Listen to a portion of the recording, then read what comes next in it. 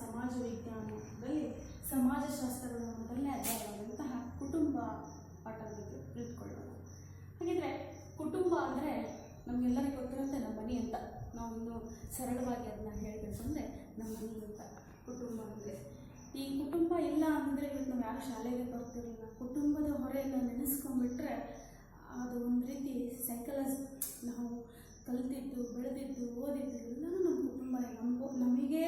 ನಮಗೆ ಅಂತಲೇ ಇರೋದಂದರೆ ನಮ್ಮ ಕುಟುಂಬ ಮಾತ್ರ ಅಂತಲೇ ಹೇಳ್ಬೋದು. ಹಾಗಿದ್ರೆ ನಾನು ಮಾನವ ತನ್ನೆಲ್ಲ ಬಯಕೆಗಳನ್ನ ಈಡೇರಿಸೋಕ್ಕೆ ಮೂಲನೇ ಕುಟುಂಬ. ತನ್ನೆಲ್ಲ ಬಯಕೆಗಳನ್ನ ಕಲಿಬೇಕು ಅನ್ನೋದನ್ನು, ಓದಬೇಕು ಅನ್ನೋದನ್ನು, ನನಗೆ ಬೇಕು, ನನಗೀಗ ಒಂದು ಸೈಕಲ್ ಬೇಕು, ಮೋಟ್ರ್ ಸೈಕಲ್ ಬೇಕಂದ್ರೆ ನಾವು ಯಾರ ಹತ್ರ ಕೇಳ್ತೀವಿ? ನಮ್ಮ ಅಪ್ಪನೇ ಕೇಳೋದು, ನಮ್ಮ ಕುಟುಂಬನೇ ಕೇಳೋದು.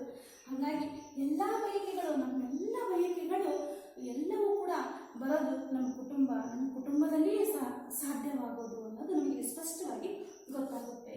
ಹಾಗಿದ್ರೆ ಕುಟುಂಬ ನಮ್ಮ ಜೀವನದ ಎಲ್ಲ ಮಾನವನ ಜೀವನದಲ್ಲಿ ತನ್ನದೇ ಆದಂತಹ ಪಾತ್ರವನ್ನು ವಹಿಸುತ್ತೆ. ಈಗ ಎಷ್ಟೋ ವ್ಯಕ್ತಿಗಳು ಪರಿಚಯವನ್ನು ನಾವು ಮಾಡ್ಕೊಳ್ತೇವೆ, ಬಾಲ್ಯ ಜೀವನದ ಬಗ್ಗೆ ಹೇಳ್ತೇವೆ, ಅವ್ರ ತಂದೆ ತಾಯಿಗಳ ಬಗ್ಗೆ ಹೇಳ್ತೇವೆ ಅಂದಾಗ ಆ ವ್ಯಕ್ತಿತ್ವವನ್ನು ಸಾಧಿಸಿದಾನೆ ಅನ್ನೋದಕ್ಕೆ ಆತನ ಕುಟುಂಬನೇ ಮೂಲ ಆಗಿರುತ್ತೆ ಅನ್ನೋದು ಬಹಳಷ್ಟು ನಾವು ಅರ್ಥ ಮಾಡಿಕೊಳ್ಳುವಂತಹ ವಿಚಾರ ಅಂತಲೇ ಹೇಳ್ಬೋದು. ಮೂಲ ಸಂಸ್ಥೆ, ನಮ್ಮೆಲ್ಲ ಚಟುವಟಿಕೆಯ ಆಧಾರ ಸ್ತಂಭ ಅದು ಕುಟುಂಬ. ಎಲ್ಲ ಚಟುವಟಿಕೆ ನೋಡ್ರಿ, ನಾವು ಏನು ಮಾಡಬೇಕು ಅಂದ್ರೂ ಅದನ್ನ ಕುಟುಂಬದಿಂದ ಮಾತ್ರನೇ ಸಾಧ್ಯನೇ ಹೊರತು ಬೇರೆ ಯಾವುದರಿಂದಲೂ ಸಾಧ್ಯ ಆಗೋದಕ್ಕೆ ಸಾಧ್ಯನೇ ಇಲ್ಲ. ಹಾಗಿದ್ರೆ ಈ ಕುಟುಂಬ ಸದಸ್ಯರು ಸಾಮಾಜಿಕ ಸಂಸ್ಥೆಗಳ ಸದಸ್ಯರನ್ನಾಗಿ ಬೆಳೆಸೋದಕ್ಕೆ ಕುಟುಂಬನೇ ಮುಖ್ಯ ಕಾರಣ. ಕುಟುಂಬ ಇಲ್ಲ ಅಂದಿದ್ರೆ ನಾವು ಇವತ್ತು ಯಾರೂ ಸಹ ಈ ರೀತಿಯಾಗಿ ಬದುಕೋದಕ್ಕೆ ಸಾಧ್ಯ ಇಲ್ಲ. ನಮ್ಮ ಮತ್ತೆ ಮುಂದೆ ಹಿಂದಿನ ಪ್ರೀವಿಯಸ್ ಡೇಸ್ ಅಂದರೆ ಅಲೆಮಾರಿ ಜೀವನವನ್ನು ಮಾಡೋದಕ್ಕೆ ಹಾಗೆಯೇ ಮುಂದುವರಿತಾ ಇತ್ತು. ನಾವು ಒಂದು ಕಡೆ ಬಂದು ನೆಲೆ ನಿಂತು ನಮ್ಮನ್ನು ನಾವು ಬದಲಾಯಿಸ್ಕೊಂಡ್ವಿ. ಮನುಷ್ಯ ಬದಲೇ ಮಾಡಿಕೊಂಡ, ಪರಿಸರದಲ್ಲಿ ಬದಲಿ ಮಾಡಿಕೊಂಡ, ತನ್ನ ವಾಸಿಸುವಂತಹ ಪ್ರದೇಶವನ್ನು ಬದಲಿ ಮಾಡಿಕೊಂಡ, ಆಡುವ ಮಾತುಗಳನ್ನು ಬದಲಾಯಿಸ್ಕೊಂಡ. ಹೀಗೆ ಕುಟುಂಬವನ್ನು ಕಂಡುಕೊಂಡಿದ್ರೆ ಇವತ್ತು ನಾವು ಚಂದ್ರಯಾನ, ಮಂಗಳಯಾನಕ್ಕೆಲ್ಲ ಹೋಗಿ ಬರ್ತಾ ಇದ್ದೀವಿ ಅಂದರೆ ಅದಕ್ಕೆಲ್ಲ ಹಿನ್ನೆಲೆ ಕುಟುಂಬ ಅಂತ ನಾವಿಲ್ಲಿ ಸ್ಪಷ್ಟವಾಗಿ ಹೇಳಬೇಕು.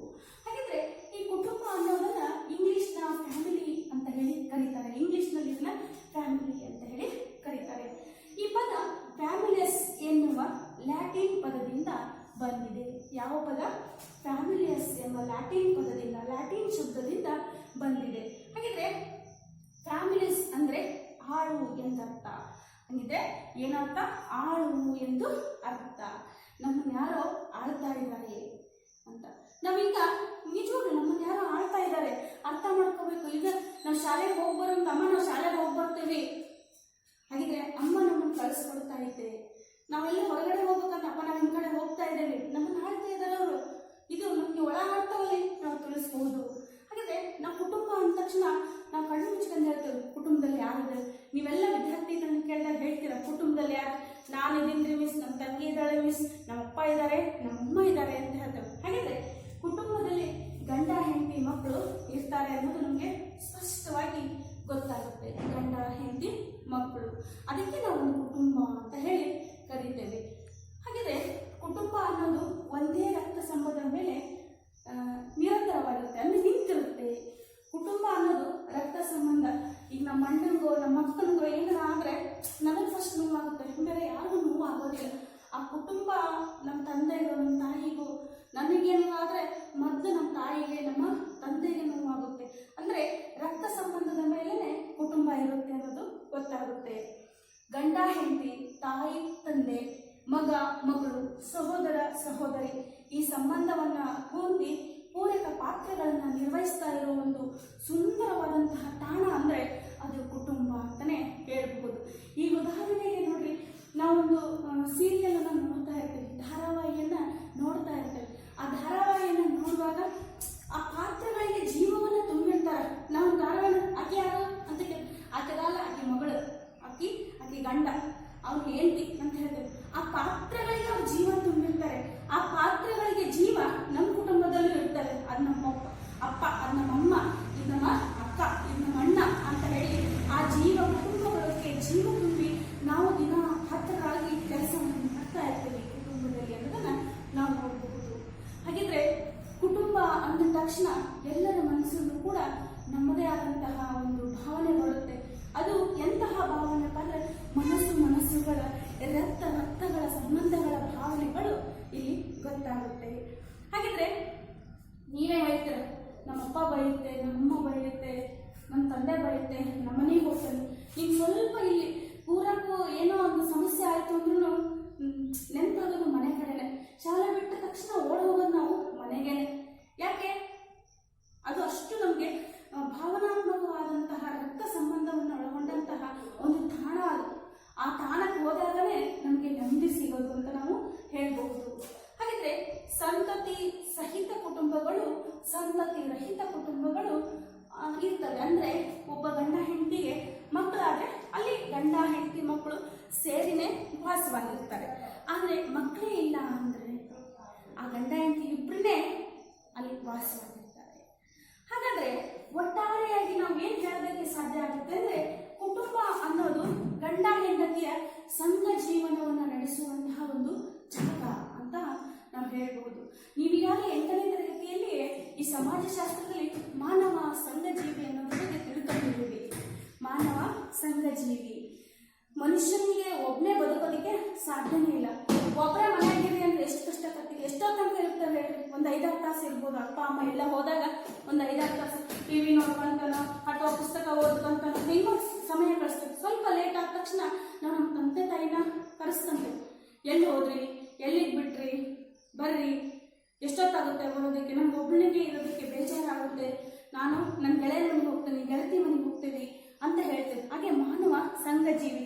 ಹಾಗೆ ಕುಟುಂಬದಲ್ಲಿ ಮಕ್ಕಳು ಆಗಲಿ ಆಗದೆ ಇರಲಿ, ಒಟ್ಟು ಗಂಡ ಹೆಂಡತಿಯನ್ನ ಸಂಘಜೀವಿಯನ್ನಾಗಿ ಮಾಡಿಸೋದು ಈ ಕುಟುಂಬ ಅಂತಲೇ ನಾವು ಹೇಳ್ಬೋದು. ಕುಟುಂಬ ಸಾಮಾಜಿಕ ನಡವಳಿಕೆಗೆ ಉಡುಗೆ ತೊಡುಗೆ ಆಚಾರ ವಿಚಾರವನ್ನ ತಿಳಿಸಿಕೊಡುತ್ತೆ. ಸಾಮಾಜಿಕ ನಡವಳಿಕೆ, ನಾವು ಸಮಾಜದಲ್ಲಿ ಹೆಂಗೆ ಬದುಕಬೇಕು ಅನ್ನೋದನ್ನ ತಿಳಿಸ್ಕೊಡೋದು ಕುಟುಂಬ. ಅದಕ್ಕೆ ಅಂತಾನೆ ಹೇಳೋದು, ತಾಯಿ ಮೊದಲ ಗುರು, ಮನೆಯ ಮೊದಲ ಪಾಠಶಾಲೆ ಅಂತ. ತಾಯಿ ನಮಗೆ ಆಚಾರ ವಿಚಾರಗಳನ್ನ ಸಾಮಾಜಿಕವಾಗಿ ಹೆಂಗೆ ಬದುಕಬೇಕು ಅನ್ನೋದನ್ನ ತಿಳಿಸ್ಕೊಡ್ತಾಳೆ. ಇಲ್ಲ ಅಂದ್ರೆ ನಾವು ಸಮಾಜದಲ್ಲಿ ನಾವು ಬದುಕಿದ್ದೇ ಒಂದು ರೀತಿ ಆಗ್ಬಿಡ್ತಿತ್ತು. ಹಾಗೆ ಅನ್ಬಾರ್ದು, ಈ ರೀತಿ ಮಾತಾಡಬೇಕು, ಈ ರೀತಿಯಾದಂಥ ಉಡುಗೆ ತೊಡುಗೆಗಳನ್ನ ನಾವು ಹಾಕಬೇಕು, ನಮಗೆ ಗೌರವಾದಿಗಳು ಹೆಂಗೆ ಬರಬೇಕು ಆ ರೀತಿಯಲ್ಲಿ ಬದುಕೋದಕ್ಕೆ ತಿಳಿಸ್ಕೊಡೋದೆ ನಮ್ಮ ಕುಟುಂಬ ಅಂತ ನಾವು ಹೇಳ್ಬೋದು. ಹೆಮ್ಮೆಯಿಂದ ಹೇಳ್ಕೋಬಹುದು. ಕುಟುಂಬ ಸಾಮಾಜಿಕ ನಡವಳಿಕೆಯ ಜೊತೆಗೆ ನಮ್ಮ ಉಡುಗೆ ತೊಡುಗೆ ಡ್ರೆಸ್ ಕಾನ್ಸಿಯಸ್ ಅನ್ನು ಸಹ ಹೇಳ್ಕೊಡುತ್ತೆ. ಅದನ್ನೆಲ್ಲ ಹೇಳ್ಕೊಡೋದು ನಮ್ಮ ಕುಟುಂಬನೇ ಹೊರತು ಬೇರೆ ಯಾರು. ಶಾಲೆಗೆ ಬಂದ ಶಿಕ್ಷಕರು ಹೇಳ್ಕೊಡ್ತಾರೆ. ಅದನ್ನ ಬಿಟ್ಟರೆ ನಮ್ಮ ಕುಟುಂಬ ಮಾತ್ರ ನಮ್ಮ ವೈಯಕ್ತಿಕ ಉಡುಗೆ ತೊಡುಗೆಗಳ ಬಗ್ಗೆ, ಆಚಾರ ವಿಚಾರಗಳ ಬಗ್ಗೆ ತಿಳಿಸೋದು, ವಿನಯತೆ, ಗುರು ಹಿರಿಯರಿಗೆ ವಂದಿಸೋದು ಮೊದಲಾದಂತಹ ವಿಚಾರಗಳನ್ನ ತಿಳಿಸ್ಕೊಡೋದು ನಮ್ಮ ಕುಟುಂಬನೇ ಅಂತ ನಾವಿಲ್ಲಿ ಹೇಳ್ಬೋದು. ಹಾಗಿದ್ರೆ ನಮ್ಮೆಲ್ಲರ ಮೂಲ, ಎಲ್ಲರ ಸಾಮಾಜಿಕ ಸಂಸ್ಥೆಯ ರೂಪಿಸೋದಕ್ಕೆ, ನಮ್ಮ ಬಯಕೆಗಳನ್ನ ಈಡೇರಿಸೋದಕ್ಕೆ ನಮ್ಮೆಲ್ಲ ಚಟುವಟಿಕೆಗಳ ಮೂಲನೇ ಕುಟುಂಬ. ಒಬ್ಬ ವ್ಯಕ್ತಿಗೆ ಕುಟುಂಬ ಇಲ್ಲ ಅಂದ್ರೆ ಆ ವ್ಯಕ್ತಿಯಾಗೋದಕ್ಕೆ ಸಾಧ್ಯ ಇರಲಿಲ್ಲ. ಸ್ವಾಮಿ ವಿವೇಕಾನಂದರ ಬಗ್ಗೆ ನಾವು ಹೇಳೋದಾದ್ರೆ, ಅವ್ರ ತಾಯಿ ಅವರ ದುಷ್ಟತನವನ್ನು ಸಹಿಸಿಕೊಂಡು ಅವ್ರ ತಾಯಿ ಆಧ್ಯಾತ್ಮಿಕತೆಯ ಒಲವನ್ನು ತೋರಿಸಿ ಆತನನ್ನು ಒಬ್ಬ ವ್ಯಕ್ತಿಯನ್ನಾಗಿ ರೂಪಿಸೋದ್ರಲ್ಲಿ ಅವ್ರ ತಾಯಿಯ ಒಂದು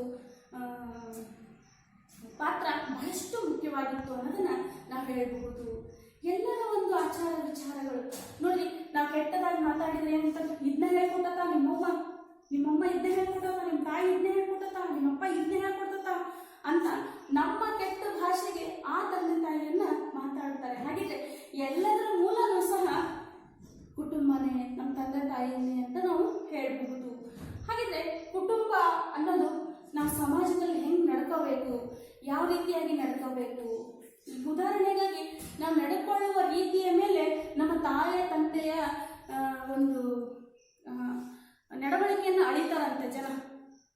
ಈ ಹುಡುಗಿ ಹಿಂಗೈತೆ ಅಂದ್ರೆ ಇವ್ರ ಮನೆ ಜನ ಹೆಂಗದಾರ ಏನಪ್ಪ ಅಂತ ಅನ್ಕೊಂತಾರಂತೆ. ಅದಕ್ಕೋಸ್ಕರ ಯಾವುದೇ ತಂದೆ ತಾಯಿಯೂ ಕೂಡ ಕೆಟ್ಟದ್ದನ್ನ ಹೇಳ್ಕೊಡೋದಿಲ್ಲ. ನನಗನ್ಸೋ ಮಟ್ಟಿಗೆ ಯಾವ ತಂದೆ ತಾಯಿಯೂ ಸಹ ಇದು ಕೆಟ್ಟದ್ದು ಅನ್ನೋದನ್ನ ಯಾವ ಮಕ್ಕಳಲ್ಲೂ ಸಹ ತುಂಬೋದಕ್ಕೆ ಸಾಧ್ಯ ಇಲ್ಲ. ನಾವು ಆ ಕೆಟ್ಟದ್ದನ್ನ ಬೇರೆ ಕಡೆಯಿಂದ ಅದನ್ನೇನ್ ಮಾಡ್ಕೊಂತ ಕಲಿತೇವೆ. ಈಗ ಯಾವುದೇ ಆಗಲಿ ಕೆಟ್ಟದ್ರ ಮೇಲೆ ಬಹಳಷ್ಟು ಬೇಗ ಕಣ್ಣು ಹೋಗ್ಬಿಡುತ್ತೆ. ಹಾಗಾಗಿ ಮಕ್ಕಳೇ, ತಂದೆ ತಾಯಿ ನಮಗೆ ಸಾಮಾಜಿಕವಾಗಿ ಹೇಗೆ ನಡ್ಕೋಬೇಕು ಅನ್ನೋದನ್ನ ಹೇಳ್ಕೊಡ್ತಾರೋ ಅದನ್ನ ರೂಢಿಸಿಕೊಂಡ್ರೆ ನಾವು ವಿನಯವಂತರು, ಶ್ರದ್ಧಾವಂತರು ಅಂತ ಹೇಳಿ ಒಂದು ಹೆಸರನ್ನ ಪಡ್ಕೊಳ್ಳೋದಿಕ್ಕೆ ಸಾಧ್ಯ ಆಗುತ್ತೆ. ಹಾಗೆ ಕುಟುಂಬದ ಲಕ್ಷಣಗಳನ್ನ ನೋಡೋಣ. ಸರ್ವ ವ್ಯಾಪಕವಾದದ್ದು ಕುಟುಂಬ. ಇವತ್ತಿಂದ ನಿನ್ನೆದ ಅಲ್ಲ, ಪುರಾತನ ಕಾಲದಿಂದಲೂ ವ್ಯಾಪಕವಾಗಿ ಬಂದಿರೋದಿದೆ. ಸರ್ವಕಾಲಿಕ ಅಜ್ಜ ಅಜ್ಜಿ ಇದ್ರು, ಅಪ್ಪ ಅಮ್ಮ ಬಂದ್ರು, ನಾವು ಬಂದ್ವಿ, ನಮ್ಮ ಮದುವೆ ಆಯ್ತು, ನಮ್ಮ ಮಕ್ಕಳಾದ್ರು, ಹೀಗೆ ಸೈನ್ಸ್ ಲೀಕ್ ಸರ್ವ ವ್ಯಾಪಕವಾಗಿ ಬಂದಿರುವಂತಹದ್ದು ಈ ಕುಟುಂಬ ಅಂತ ನಾವು ಹೇಳಬಹುದು. ಇನ್ನು ಜವಾಬ್ದಾರಿ ಮತ್ತು ಸಾಮಾಜಿಕ ಹೊಣೆಗಾರಿಕೆಯನ್ನ ಕಲಿಸಿಕೊಡುತ್ತೆ ನಮ್ಮ ಕುಟುಂಬ.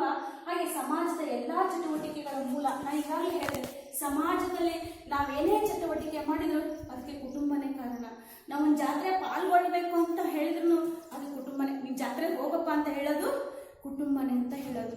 ನಮ್ಮ ಸಮಾಜದಲ್ಲಿ ಪ್ರತಿಯೊಂದನ್ನು ನಾವು ಶೈಕ್ಷಣಿಕವಾಗಿ, ಆರ್ಥಿಕವಾಗಿ, ರಾಜಕೀಯವಾಗಿ ನಮ್ಮನ್ನು ನಾವು ತೊಡಗಿಸ್ಕೊಳ್ಬೇಕು ಅಂದ್ರೆ ಅದರ ಮೂಲನೇ ಕುಟುಂಬ ಅಂತ ನಾವು ಹೇಳಬಹುದು. ಹಾಗೆ ಜವಾಬ್ದಾರಿ ಮತ್ತು ಸಾಮಾಜಿಕ ಹೊಣೆಗಾರಿಕೆಯನ್ನು ಸಹ ಈ ಕುಟುಂಬ ನಮಗೆ ತಿಳಿಸ್ಕೊಡುತ್ತೆ. ಜವಾಬ್ದಾರಿ ಮತ್ತು ಸಾಮಾಜಿಕ ಹೊಣೆ, ಅದು ನಮ್ಮ ಅಜ್ಜ ಚೆನ್ನಾಗಿ ನೋಡ್ಕೋಬೇಕು, ಅದು ನಮ್ಮ ಅಜ್ಜಿ ಚೆನ್ನಾಗಿ ನೋಡ್ಕೋಬೇಕು, ನನ್ನ ತಮ್ಮರು ಚಿಕ್ಕವರು, ನನ್ನ ಒಂದು ಹೊಣೆ ಇದೆ, ಅವರನ್ನು ಚೆನ್ನಾಗಿ ನೋಡ್ಕೊಳ್ಳುವಂಥದ್ದು. ಜವಾಬ್ದಾರಿಯನ್ನ, ಸಾಮಾಜಿಕ ಹೊಣೆಯನ್ನ ಕಲಿಸ್ಕೊಡೋದು ಕುಟುಂಬ. ನಮ್ಮ ಮನೆ ಇದು, ನಮ್ಮ ಮನೆ ವಸ್ತು ಇದು, ಅದನ್ನ ಹಾಳು ಮಾಡಬಾರ್ದು, ಇದನ್ನ ನಮ್ಮ ಮನೆ ಕಾಳಜಿಯಿಂದ ತಗೊಂಡು ಹೋಗ್ಬೇಕು. ಹೀಗೆ ಪ್ರತಿಯೊಂದು ಜವಾಬ್ದಾರಿಯನ್ನ ತಿಳಿಸ್ಕೊಡೋದು ಕುಟುಂಬ. ಪಾಲನೆ ಮತ್ತು ಪೋಷಣೆ. ಈಗ ನಾವು ಕೂಡ ನಮ್ಮ ಮಕ್ಕಳನ್ನ ಚೆನ್ನಾಗಿ ನೋಡ್ಕೊಂತ ಇದ್ದೇವೆ ಅಂದ್ರೆ ನಮ್ಮಮ್ಮ ನಮ್ಮನ್ನು ಸಾಕಿದ ಒಂದು ದೃಷ್ಟಿ ನಮ್ಮ ಮೇಲಿರುತ್ತೆ. ನಮ್ಮಮ್ಮ ಅಷ್ಟೆಲ್ಲ ಕೆಲಸ ಮಾಡಿ ಎಲ್ಲಾ ಚಟುವಟಿಕೆಗಳ ಮೂಲಗಳು. ನಾ ಈಗಾಗಲೇ ಹೇಳ್ದಂಗೆ ಮಾನವ ತನ್ನೆಲ್ಲ ಬಯಕೆಗಳನ್ನ ಈಡೇರಿಸ್ಕೊಳ್ಳೋದು ಕುಟುಂಬನೇ. ನಮಗೊಂದು ಏನಾದರೂ ಹೊಸ ವಸ್ತು ಬೇಕು, ನಾವು ದುಡಿಯೋಕ್ಕಿಂತ ಮುಂಚೆ ಹೊಸ ವಸ್ತು ಬೇಕು ಅನ್ನೋದು ಒಂದು ಕೊಡ್ಸೋದು ಕುಟುಂಬನೇ. ನಮ್ಮೆಲ್ಲ ಬಯಕೆಗಳನ್ನ ಈಡೇರಿಸದಲ್ಲದೆ ನಮ್ಮೆಲ್ಲ ಚಟುವಟಿಕೆಗಳ ಮೂಲ ಘಟಕ ಅದು. ನಾವಿವತ್ತು ಶೈಕ್ಷಣಿಕವಾಗಿ, ರಾಜಕೀಯವಾಗಿ, ಹಾಗೆ ಸಾಮಾಜಿಕವಾಗಿ ಸಮಾಜದಲ್ಲಿ ನಮ್ಮ ವ್ಯಕ್ತಿತ್ವವನ್ನು ತರಿಸ್ಕೊಂಡ್ರೆ ಆ ಚಟುವಟಿಕೆಗಳ ಎಲ್ಲ ಘಟಕನೂ ಕೂಡ ನಮ್ಮ ಕುಟುಂಬನೇ ನಮಗೆ ಆ ಒಂದು ಬೇಸ್ಮೆಂಟ್, ತಳಪಾಯವನ್ನು ಹಾಕಿರುತ್ತೆ ಅನ್ನೋದನ್ನ ನಾವು ನೋಡಬಹುದು. ಹಾಗೆ ಜವಾಬ್ದಾರಿ ಮತ್ತು ಸಾಮಾಜಿಕ ಹೊಣೆಗಾರಿಕೆಯೂ ಸಹ ಕುಟುಂಬ ನಮಗೆ ತಿಳಿಸ್ಕೊಡುತ್ತೆ. ಇದು ನನ್ನ ಆಸ್ತಿಯನ್ನು ಕಾಪಾಡ್ಕೋಬೇಕು, ನನ್ನ ಮನೆಯನ್ನು ಕಾಪಾಡ್ಕೋಬೇಕು, ಜವಾಬ್ದಾರಿ ನಮ್ಮ ತಂಗಿ, ನಮ್ಮ ತಮ್ಮ, ನಮ್ಮ ಅಜ್ಜಿ, ನಮ್ಮ ಅಜ್ಜ ಎಲ್ಲ ಒಂದು ಶಿಸ್ತಿನ ಜವಾಬ್ದಾರಿಯನ್ನು ಕಲಿಸ್ಕೊಡೋದಷ್ಟೇ ಅಲ್ಲದೆ ಅದನ್ನು ಹೆಂಗೆ ಸಮಾಜದಲ್ಲಿ ಹೊಂದಾಣಿಕೆಯಿಂದ ಕಲಿಸ್ಕೊಡ್ಬೇಕು ಅನ್ನೋದನ್ನು ಸಹ ನಮಗೆ ಕುಟುಂಬನೇ ಹೇಳ್ಕೊಡುತ್ತೆ. ಇನ್ನು ಪಾಲನೆ ಪೋಷಣೆ ಅಂತೂ ಬಹಳ ಉದ್ಯುಕ್ತವಾದಂತಹ ವ್ಯಾಖ್ಯಾನ. ಯಾಕಂದ್ರೆ ಇವತ್ತು ನಮ್ಮ ತಾಯಿ ನಮ್ಮನ್ನ ಎಷ್ಟು ಚೆನ್ನಾಗಿ ನೋಡಿಕೊಂಡು ನಮ್ಮನ್ನ ಒಬ್ಬ ವ್ಯಕ್ತಿಯನ್ನಾಗಿ ಮಾಡಿದಾಳೆ ಅಂದ್ರೆ ನಾಳೆ ನಾವು ಕೂಡ ಮಕ್ಕಳನ್ನ ಪಾಲನೆ ಪೋಷಣೆ ಮಾಡೋದ್ರಲ್ಲಿ ತಾಯಿಯನ್ನು ಅನುಸರಿಸಬೇಕು. ಅದನ್ನು ಸಹ ಹೇಳ್ಕೊಳ್ಳೋದು ಕುಟುಂಬನೇ. ನಮಗೇನಾದ್ರೂ ಬಿದ್ದ ತಕ್ಷಣ ನಮ್ಗೆ ನೆನಪಾಗೋದು ಅಮ್ಮನೇ. ಅಮ್ಮ ಅಂತ ಹೇಳಿನೇ ನಾವು ಬೀಳ್ತೇವೆ. ಆವಾಗ ತಾಯಿಯ ಪಾಲನೆ ಪೋಷಣೆ ನಮಗೆ ನೆನಪಾಗುತ್ತೆ. ತಾಯಿ ತನ್ನ ಮಗುವನ್ನ ತನ್ನತ್ತಿಗೆ ಕರೆದುಕೊಂಡು ಆ ಒಂದು ಶುಶ್ರೂಷೆಯನ್ನು ಮಾಡ್ತಾಳಲ್ಲ ತಾಯಿ, ಅವಾಗಲೇ ಆ ಕುಟುಂಬದ ಜವಾಬ್ದಾರಿ ನಮಗೆ ಅರ್ಥ ಆಗುತ್ತೆ. ನಮ್ಮಮ್ಮ ಒಂದು ಮಾತು ಹೇಳ್ತಾ ಇದ್ರು, ತಾಯಿ ಬೆಲೆ ನೀವು ತಾಯಿ ಆಗೋದು ನಿಮಗೆ ಗೊತ್ತಾಗೋದಿಲ್ಲ ಅಂತ. ವಿದ್ಯಾರ್ಥಿಗಳು ಎಷ್ಟು ನಿಜ ಅಂದರೆ ನಾನು ತಾಯಿ ಆಗೋವರೆಗೂ ನನ್ನ ತಾಯಿ ಬೆಲೆ ಗೊತ್ತಾಗಲಿಲ್ಲ ಅಂತ ಅನಿಸುತ್ತೆ ನನಗೆ. ಪ್ರತಿ ಮಾತಿಗೂ ನಾನು ಓದಕ್ಕೆ ಬಿಡಲ್ಲ, ಬರೆಯೋಕ್ಕೆ ಬಿಡಲ್ಲ, ಹಂಗೆ ಹೀಗೆ ಹೋಗಮ್ಮ ಕೆಲಸ ಹೇಳ್ತಿ ಅಂತೀವಿ. ಆದರೆ ಈಗ ನಾನು ತಾಯಿ ಆದಮೇಲೆ ಗೊತ್ತಾಗ್ತಾ ಇದೆ ಎಷ್ಟು ತಾಯಿಗೆ ಜವಾಬ್ದಾರಿ ಇರುತ್ತೆ. ಆ ಕುಟುಂಬವನ್ನು ನಿರ್ವಹಿಸ್ಕೊಂಡು ಹೋಗುವಂತಹ ದೊಡ್ಡ ಒಂದು ಭಾರ ಆ ತಾಯಿ ಮೇಲೆ ಇರುತ್ತೆ ಅನ್ನೋದು ನಮಗೆ ಸ್ಪಷ್ಟವಾಗಿ ಗೊತ್ತಾಗುತ್ತೆ. ಇದನ್ನೆಲ್ಲ ಹೇಳ್ಕೊಡೋದು ನಮ್ಮ ಕುಟುಂಬನೇ ಅಂತ ನಾವು ಹೇಳ್ಬೋದು. ಸಾಮಾಜಿಕ ವರ್ತನೆಗಳನ್ನು ಹೇಳ್ಕೊಡ್ತೀವಿ. ನಾವು ಸಮಾಜದಲ್ಲಿ ಹೆಂಗೆ ಬದುಕಬೇಕು ಅನ್ನೋದನ್ನ ಹೇಳ್ಕೊಡುತ್ತೆ. ಅಲ್ಲಿ ನೋಡು, ದೊಡ್ಡವ್ರು ಬಂದರು, ಅಜ್ಜ ಬಂತು, ನಮಸ್ಕಾರ ಹೇಳು, ನಮಸ್ಕಾರ ಮಾಡು, ಗುರು ಹಿರಿಯರು ಬಂದರು, ಕುತ್ಕೊಳ್ಳೋಕೆ ಹೇಳ್ರಿ, ಊಟ ಮಾಡ್ತೀರಂತ ಕೇಳ್ರಿ, ಸಂಸ್ಕಾರಗಳನ್ನು ಕಲಿಸ್ಕೊಡುತ್ತೆ. ಸಮಾಜದಲ್ಲಿ ಪೂರಾ ಒಂದು ಜಾತ್ರೆ ಐತೆ, ಹೆಂಗೆ ಬೇಕಾದಂಗೆ ಅಡ್ಡಾಡಂಗಿಲ್ಲ ನಾವು ಜಾತ್ರೆಗೆ, ಹೌದಾ? ನಮಗೆ ಹೇಳ್ತಾರೆ, ನೋಡಪ್ಪ ದೇವ್ರಿಗೆ ಹೋಗಿ ಹಣ್ಣು ಕಾಯಿ ಮಾಡಿಸ್ಕೊಂಡು ತೇರು ಎಳ್ಕೊಂಬರ್ರಿ ಅಂತ ಹೇಳ್ತಾರೆ. ಇಲ್ಲ, ಸಾಮಾಜಿಕವಾಗಿ ನಾವು ಹೆಂಗೆ ಬದುಕಬೇಕು ಎಲ್ಲ ವರ್ತನೆಗಳನ್ನು ಕುಟುಂಬ ಅದ್ರ ಮೀರಿನೂ ಸಹ ಇವತ್ತು ಮನುಷ್ಯ ವ್ಯತಿರಿಕ್ತವಾದಂತಹ ಒಂದು ವಾತಾವರಣವನ್ನು ನಿರ್ಮಿಸ್ತಾನೆ ಅಂದರೆ ಅದಕ್ಕೆ ಕುಟುಂಬ ಕಾರಣ ಅಲ್ಲ, ವ್ಯಕ್ತಿಯ ವಿಕೃತ ಮನಸ್ಸುಗಳು ಅಂತ ನಾವು ಹೇಳ್ಬೋದು ಹೊರತು. ಆದರೆ ಕುಟುಂಬ ಮಾತ್ರ ಈ ರೀತಿಯಾದಂತಹ ವಿಚಾರಗಳನ್ನ ತಿಳಿಸಿಕೊಡುತ್ತೆ. ಹಾಗೆ ಈ ಕುಟುಂಬ ತಲೆಮಾರುಗಳ ಪರಂಪರೆಯನ್ನು ತಿಳಿಸುತ್ತೆ. ನಮ್ಮ ಅಜ್ಜ, ನಮ್ಮ ಅಜ್ಜಿ, ನಮ್ಮ ಅಜ್ಜಿ ಅಜ್ಜ, ನಮ್ಮ ಅಜ್ಜನ ಅಜ್ಜ, ಹೀಗೆ ಕುಟುಂಬ ತನ್ನದೇ ಆದಂತಹ ತಲೆಮಾರುಗಳನ್ನ ತಿಳಿಸಿಕೊಡುತ್ತೆ ಅಂತ ನಾವು ಹೇಳ್ಬಹುದು. ಇಲ್ಲಿ ಅಜ್ಜ ಅಜ್ಜಿ, ಅಪ್ಪ ಅಮ್ಮ, ಮಕ್ಕಳ ಸಂಬಂಧವನ್ನು ನೋಡ್ತಾ ಹೋಗ್ತೀವಿ. ಅಜ್ಜ ಅಜ್ಜಿ ಇದು 1ನೇ ತಲೆಮಾರಾದರೆ ಅಪ್ಪ ಅಮ್ಮ ಇದು 2ನೇ ತಲೆಮಾರು, ಮಕ್ಕಳು 3ನೇ ತಲೆಮಾರು. ಅಜ್ಜ ಅಜ್ಜಿ ಅಪ್ಪ ಅಮ್ಮ ಒಂದು ಕಡೆ 1ನೇ ತಲೆಮಾರು ಮತ್ತು 2ನೇ ತಲೆಮಾರು ಇದ್ದಾರೆ ಅಂತ ಹೇಳ್ತಾರೆ. ಅಪ್ಪ ಅಮ್ಮನಿಗೆ ಮಕ್ಕಳಿದ್ದಂದ್ರೆ 3 ತಲೆಮಾರು ಅಂತೆ. ಆ ಮಕ್ಕಳಿಗೆ ಮಕ್ಕಳಾಗಿದ್ರೆ 4 ತಲೆಮಾರು. ಹಾಗಿದ್ರೆ ಈ ತಲೆಮಾರುಗಳನ್ನು ನೋಡಿದಾಗ ಈ 4, 3, 1 ಈ ತಲೆಮಾರುಗಳನ್ನು ನೋಡಿದಾಗ ನಮಗೆ ಅವಿಭಕ್ತ ಕುಟುಂಬಗಳ ನೆನಪಾಗುತ್ತೆ. ಅರ್ಥ ಆಗುತ್ತಲ್ಲ? ಅವಿಭಕ್ತ ಕುಟುಂಬಗಳು 2 ರಿಂದ 3 ತಲೆಮಾರುಗಳು ಒಂದೇ ಮನೆಯಲ್ಲಿ ವಾಸವಾಗಿದ್ದರೆ ಅಂತಹ ಕುಟುಂಬವನ್ನು ನಾವು ಅವಿಭಕ್ತ ಕುಟುಂಬಗಳು ಅಂತ ಹೇಳಿ ಕರೀತೇವೆ. ಹಾಗೆಯೇ ಈ ತಲೆಮಾರುಗಳನ್ನು ನೋಡೋದಾದ್ರೆ ಅಜ್ಜ ಅಜ್ಜಿಯನ್ನು 1ನೇ ತಲೆಮಾರು ಅಂತ ಹೇಳ್ತೇವೆ, ಅಪ್ಪ ಅಮ್ಮನ 2ನೇ ತಲೆಮಾರು ಅಂತ ಹೇಳ್ತೇವೆ, ಮಕ್ಕಳು ಇರೋದನ್ನ 3ನೇ ತಲೆಮಾರು. ಹಾಗಿದ್ರೆ ಅಜ್ಜ ಅಜ್ಜಿ ಅಪ್ಪ ಅಮ್ಮ ಇವು 2ನೇ ತಲೆಮಾರುಗಳು ಒಂದೇ ಕಡೆ ಇರ್ತವೆ ಅಂತ. ಅದಕ್ಕೆ ಮಕ್ಕಳಿಗೆ ಮಕ್ಕಳಿದ್ರೆ ಅಂದ್ರೆ ಅಜ್ಜ ಅಜ್ಜಿ ಅಜ್ಜ ಆಗಿದ್ರೆ ಅಂದ್ರೆ ಮೊಮ್ಮಕ್ಕಳಿದ್ರೆ ಅಂದ್ರೆ ಅದನ್ನ 3ನೇ ತಲೆಮಾರು. ಮರಿ ಮೊಮ್ಮಕ್ಕಳು ಇದ್ಬಿಟ್ರೆ ಆ ಮನೆಯಲ್ಲಿ ಅದನ್ನ 4ನೇ ತಲೆಮಾರು ಅಂತ ಹೇಳಿ ಕರಿತೇವೆ. ಹಾಗೆ ಕುಟುಂಬದಲ್ಲಿ ನಾವು ಪ್ರಕಾರಗಳನ್ನ ಕಾಣ್ತೇವೆ. ಇಲ್ಲಿ 3 ರೀತಿಯಾದಂತಹ ಕುಟುಂಬದ ಪ್ರಕಾರಗಳನ್ನ ನಾವು ಕಾಣ್ತೇವೆ. ರಕ್ತ ಸಂಬಂಧವನ್ನು ಆಧರಿಸಿದ ಕುಟುಂಬ, 2ನೇದಾಗಿ ಸಂಗಾತಿಗಳ ವಾಸಸ್ಥಾನದ ಆಧಾರದ ಮೇಲೆ ಮಾತೃನೆಲೆ ಮತ್ತು ಪಿತೃನೆಲೆ, 3ನೇದಾಗಿ ಅಧಿಕಾರ ಕೇಂದ್ರೀಕತೆಯ ಮೇಲೆ ಆಧಾರವಾಗಿರುವಂತಹ ಕುಟುಂಬಗಳು ಅಂತ ನಾವು ಹೇಳಬಹುದು. ಹಾಗಿದ್ರೆ ಇಲ್ಲಿ ರಕ್ತ ಸಂಬಂಧಗಳನ್ನು ಆಧರಿಸಿದ ಕುಟುಂಬ, ನಾನು ಈಗಾಗಲೇ ಹೇಳಿದೆ, ಅಜ್ಜ ಅಜ್ಜಿ ಅಪ್ಪ ಅಮ್ಮ ಮಕ್ಕಳು ಮೊಮ್ಮಕ್ಕಳು ಇವರು ರಕ್ತ ಸಂಬಂಧಗಳು. ನಮ್ಮ ಅಜ್ಜ ನಮ್ಮ ಮಮ್ಮಿ ಅಜ್ಜಿ ಅವ್ರ ಮಗ ನಮ್ಮ ತಂದೆ ನಮ್ಮ ತಾಯಿ, ಹೀಗೆ ಈ ರಕ್ತ ಸಂಬಂಧಗಳನ್ನು ಒಳಗೊಂಡಂತಹ ಕುಟುಂಬಗಳು. ಈ ರೀತಿಯಾಗಿ ತಲೆಮಾರುಗಳು ಒಂದು ಕಡೆ ವಾಸವಾಗಿದ್ದರೆ ಅದನ್ನು ಅವಿಭಕ್ತ ಕುಟುಂಬ ಅಂತ ಕರಿತೇವೆ. ಇಲ್ಲಿ ಸಂಗಾತಿಯ ವಾಸಸ್ಥಾನದ ಆಧಾರದ ಮೇಲೆ ಮಾತೃನೆಲೆ ಮತ್ತು ಪಿತೃನೆಲೆ ಅಂತ ಹೇಳ್ತೇವೆ. ಈಗ ಗಂಡನೇ ಹೋಗಿ ಹೆಂಡತಿ ಮನೆಯಾಗಿದ್ರೆ ಅದು ಮಾತೃನೆಲೆ ಅಂತ ಹೇಳ್ತೇವೆ, ಹೆಂಡತಿಯು ಗಂಡನ ಮನೆಯಾಗಿದ್ರೆ ನಮ್ಮ ಪಿತೃನೆಲೆ ಅಂತ ಹೇಳಿ ಕರಿತೇವೆ. ಇನ್ನು ಮನೆಗೆ ಯಾರು ಹಿರಿಯತನ ಮಾಡ್ತಾರೋ ನಮ್ಮ ಹಳ್ಳಿ ಭಾಷೆದ ಹಿರಿಯತನ ಅಂತ ಹೇಳಿ ಕರಿತೇವೆ, ಅಂದ್ರೆ ಯಜಮಾನಿಕೆಯನ್ನು ಅಧಿಕಾರವನ್ನು ಯಾರು ಮಾಡ್ತಾರ ಆ ನೆಲೆಯ ಮೇಲೆ ಮಾತೃ ಪ್ರಧಾನ ಕುಟುಂಬ, ಪಿತೃ ಪ್ರಧಾನ ಕುಟುಂಬ ಅಂತ ಹೇಳಿ 2 ರೀತಿಯಲ್ಲಿ ನಾವು ಕಾಣ್ತೇವೆ. ಮಾತೃ ಪ್ರಧಾನ ಕುಟುಂಬ ಅಂದ್ರೆ ಮನೆಯ ಒಡತಿ ತಾಯಿಯೇ ಆಗಿದ್ದು ಆಕೆಯ ಹೆಸರಿನಲ್ಲಿ ಆಸ್ತಿಗಳು ಇದ್ದರೆ ಅಂತಹ ಕುಟುಂಬವನ್ನು ಮಾತೃ ಪ್ರಧಾನ ಕುಟುಂಬ ಅಂತ ಹೇಳ್ತಾ ಇರ್ತೇವೆ.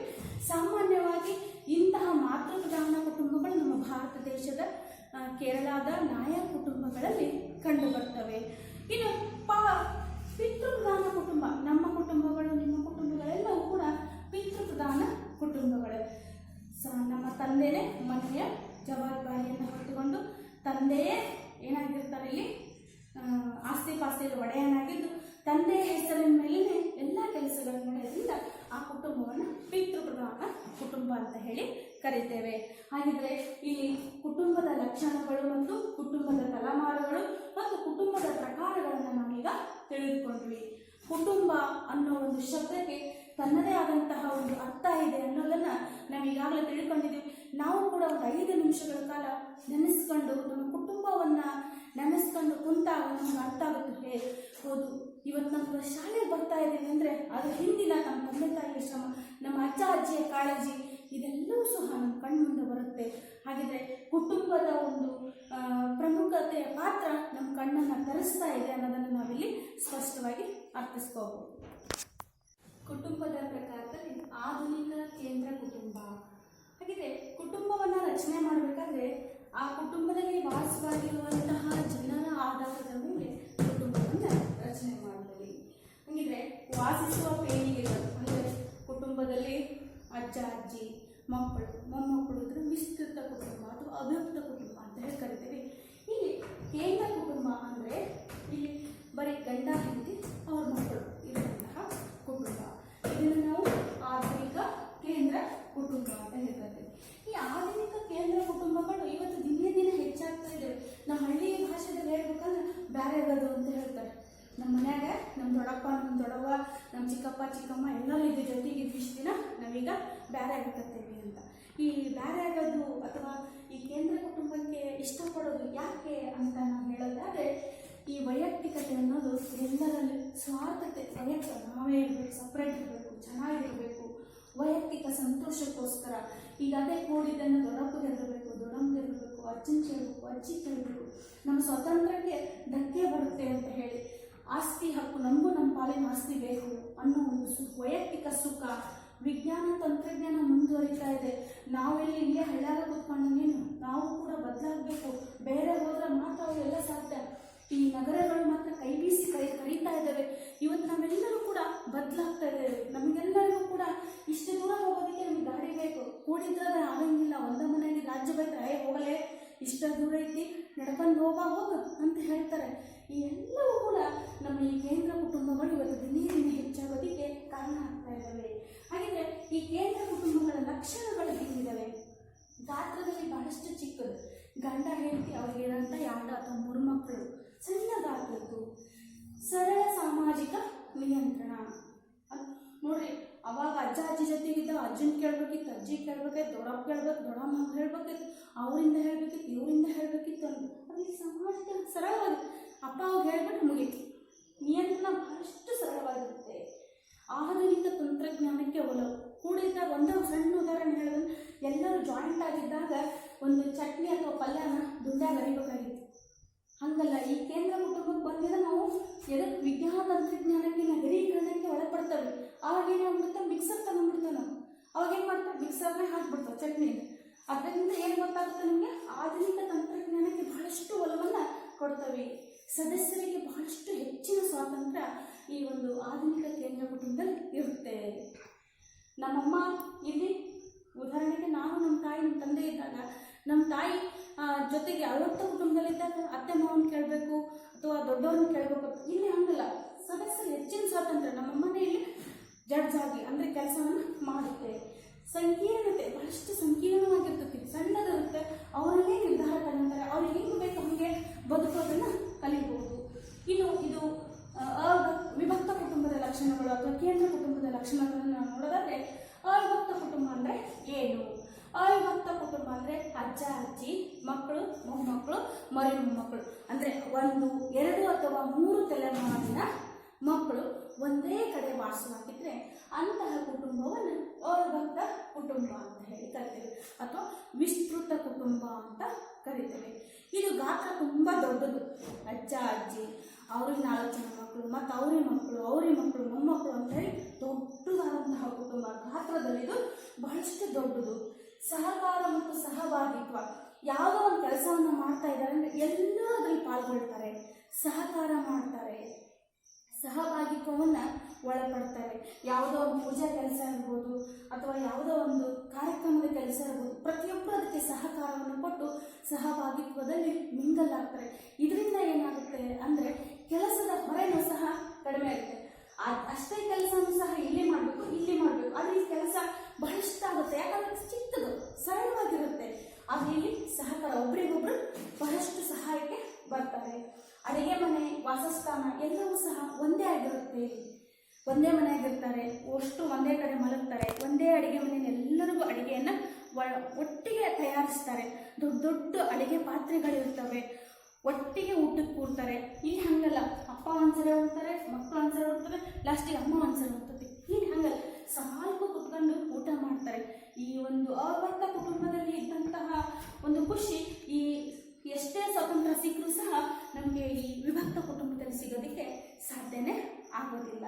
ಹಾಗೆ ಧರ್ಮಕ್ಕೆ ನಾವಿಲ್ಲಿ ಬಹಳಷ್ಟು ಅವಿಭಕ್ತ ಕುಟುಂಬದಲ್ಲಿ ಎಲ್ಲರೂ ಸೇರಿ ಒಂದೇ ಪೂಜೆಯನ್ನು, ಒಂದೇ ಕಾರ್ಯಕ್ರಮವನ್ನು, ಒಂದೇ ಜಾತ್ರೆನ ಮಾಡೋಕೆ ಹೋಗ್ತೇವೆ. ಅಲ್ಲಿ ಹಂಗಾಗಂಗಿಲ್ರಿ. ಮಗಳದ ಒಂದು ದೇವರು, ಮಗಂದ ಒಂದು ದೇವರು, ಅಪ್ಪಂದ ಒಂದು ದೇವರು, ಅವನದ ಒಂದು, ಅವರೇ ಇಚ್ಛೆಗೆ ಸ್ವಾತಂತ್ರ್ಯತೆ ಅನ್ನೋದು ತುಂಬಿ ತುಳುಕ್ತಾ ಇರ್ತದೆ ವಿಭಕ್ತ ಕುಟುಂಬದಲ್ಲಿ ಅಥವಾ ಆಧುನಿಕ ಕೇಂದ್ರ ಕುಟುಂಬದಲ್ಲಿ. ಹಾಗಿದ್ರೆ ಧರ್ಮ ಅನ್ನೋದು ಬಹಳ ಪ್ರಮುಖವಾಗಿರುತ್ತೆ. ಎಲ್ಲರೂ ಒಂದೇ ಧರ್ಮವನ್ನು ಅನುಸರಿಸೋದು, ಎಲ್ಲರೂ ಒಟ್ಟಿಗೆ ದೇವಸ್ಥಾನಕ್ಕೆ ಹೋಗ್ಬರೋದು, ಆ ದೇವರದ ಮಹಿಮೆಯನ್ನು ತಿಳ್ಕೊಳ್ಳೋದು, ಜಾತ್ರೆಯಲ್ಲಿ ಪಾಲ್ಗೊಳ್ಳೋದು, ಈ ರೀತಿಯಾದಂಥ ಧರ್ಮವನ್ನು ನಾವು ಕಾಣ್ಬೋದು. ಸ್ವಯಂ ಘಟಕವಾಗಿ ಕಂಡುಬರುತ್ತೆ. ಒಂದು ಘಟಕ ಇದೆ, ಎಲ್ಲವನ್ನು ಒಳಗೂಡಿದಂತಹ ನಮ್ಮದೇ ಆದಂತಹ ಒಂದು ಘಟಕ. ಅವಿಲ್ಲ ಅಂದರೆ ದೊಡ್ಡಮ್ಮ, ಅಪ್ಪಿಲ್ಲ ಅಂದರೆ ದೊಡ್ಡಪ್ಪ, ಹೀಗೆ ಅಜ್ಜ ಅಜ್ಜಿ, ಹೀಗೆ ಒಂದೇ ಒಂದು ಘಟಕದಲ್ಲಿ ಸ್ವಯಂ ಮಾಡಿರುತ್ತೆ. ಅಧಿಕಾರದ ಸಂರಚನೆ, ದೊಡ್ಡವನು ಈ ಕೆಲಸ ಮಾಡಬೇಕು, ಸಣ್ಣವ್ರು ಈ ಕೆಲಸ ಮಾಡಬೇಕು, ಮಕ್ಕಳಾದವರು ಈ ಕೆಲಸ ಮಾಡಬೇಕು, ಅಂದರೆ ಹಂಚಿಕೆ ಆಗುತ್ತೆ. ಇಲ್ಲಿ ಹಾಗಲ್ಲ, ಎಲ್ಲ ಕೆಲಸನೂ ಅವ್ರ ತಲೆ ಮೇಲೆ ಇರುತ್ತೆ. ಇಲ್ಲಿ ಹಂಗಲ್ಲ, ಅಧಿಕಾರ ಸಂರಚನೆ ಇರುತ್ತೆ. ಇಲ್ಲಿ ಈ ಕೆಲಸ ಮಾರ್ಕೆಟಿಂಗ್ ವ್ಯವಹಾರನೇ ಒಬ್ರು ನೋಡ್ಕೋಬೇಕು, ಹೊಲದ ಜವಾಬ್ದಾರಿನೇ ಒಬ್ರು ನೋಡ್ಕೋಬೇಕು, ಅಂಗಡಿ ಕೆಲಸನೇ ಒಬ್ರು ಮಾಡಬೇಕು, ಮನೆ ಒಲೆ ಮುಂದೆ ಒಬ್ರು ಮಾಡಬೇಕು, ಬಟ್ಟೆ ಪಾತ್ರೆನೇ ಒಬ್ರು ಮಾಡಬೇಕು. ಹೀಗೆ ಎಲ್ಲ ಒಂಥರ ಬಹಳಷ್ಟು ಚಂದವಾಗಿ ಈ ಅವಿಭಕ್ತ ಕುಟುಂಬದಲ್ಲಿ ಕಂಡು ಬರುತ್ತೆ.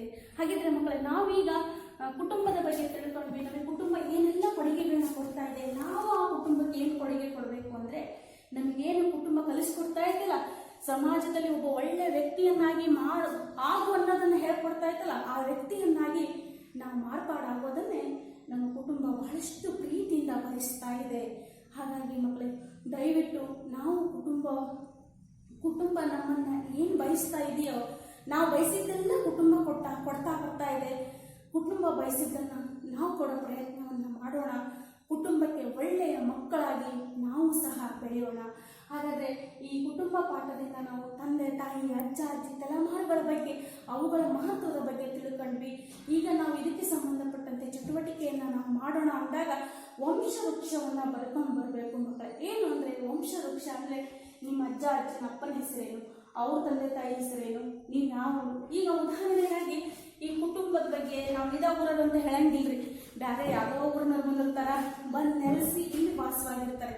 ಈಗ ಉದಾಹರಣೆಗೆ ಹೆಳೂರು ಅಂತ ಹೇಳಿ ಕರೀತಾರೆ, ಅವ್ರು ನಮ್ಮ ಕಡೆ ಎಲ್ಲ ಹೆಳೂರು ಅಂತಾರೆ, ನಿಮ್ಮ ಕಡೆ ಎಲ್ಲ ಏನಂತಾರೋ ಗೊತ್ತಿಲ್ಲ. ಆ ಹೆಳೂರನ್ನ ಬಂದಿರ್ತಾರೆ ಮನೆಯಾಗ, ಇಂಥ ಕುಟುಂಬದವರು ಇಲ್ಲಿಂದ ಬಂದರು, ಹಿಂಗಾತು, ಇಷ್ಟು ಜನ ಆಯಿತು, ಇವರು ಬಂದರು, ಇವ್ರು ಹುಟ್ಟಿದ್ರು, ಇವ್ರು ಸತ್ತು ಅನ್ನೋದನ್ನ ಹೇಳ್ತಾರೆ, ಭಾಳಷ್ಟು ಚಂದವಾಗಿ ಹೇಳ್ತಾರೆ.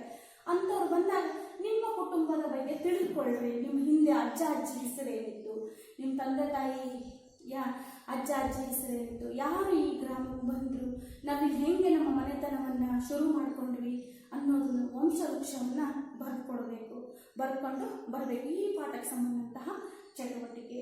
ಹಾಗಾದರೆ ವಿದ್ಯಾರ್ಥಿಗಳೇ, ಕುಟುಂಬದ ಬಗ್ಗೆ ಬಹಳಷ್ಟು ನಾವು ತಿಳ್ಕೊಂಡಿದ್ದೇವೆ, ಕುಟುಂಬದ ಲಕ್ಷಣಗಳನ್ನು ತಿಳ್ಕೊಂಡಿದ್ದೇವೆ, ಕುಟುಂಬ ನಮಗೆ ಕೊಡ್ತಾ ಇರುವಂತಹ